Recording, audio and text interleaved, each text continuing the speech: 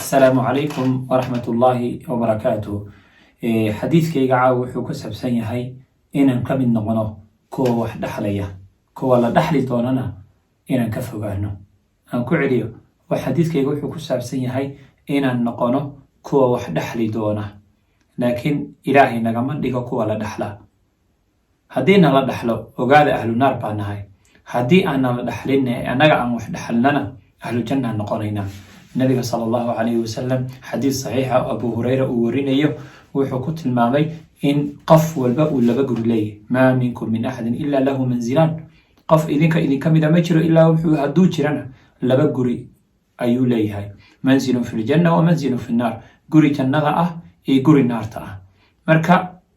النبي صلى الله عليه وسلم حويري قفك فإمات قفك عدو دينت فإمات دخل النار قفك عدو دينت ونار تقلو gurigiisa waxaa dhaxlaya warisa ahlul jannati manzilah dadkii jannada kale ayaa gurigiisa dhaxli doonaan marka ma aragtaan qofka hadii la dhaxlo ahlu naar way marka inaan kuwa wax dhaxlaya aan noqonan loo fiican marka warisa ahlul jannati manzilahu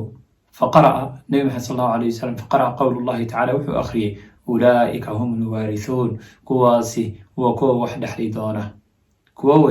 kuwa guriga ilaahay subxaanahu watacaala ee wanaagsan ee jannada ah hela kuwaasa wax dhexli doona kuwa markaa naarta galana waa kuwa la dhexli doona wey marka ilaahay nagama dhigo kuwa wax dhexlay kuwa la dhexlay ilaahay naga dhigo kuwa wax dhexla had iyo jeer ahlu janna ah marka haddaan wax dhexalno ogaada wax oo aan dhexalno oo aan khayrka iyo jannada aan galno kuwa wax dhexlaya noqonayna gurigiyaheeni jannada ahaa guryo kale ku darsanayna ilaahay subxaanahu watacaala wuxuu tilmaamay kuwa wax dhexli doona inay yihiin kuwa jannatul firdaws kala ilaahay naga dhigo kuwa jannatul firdaws kaleya ilaahay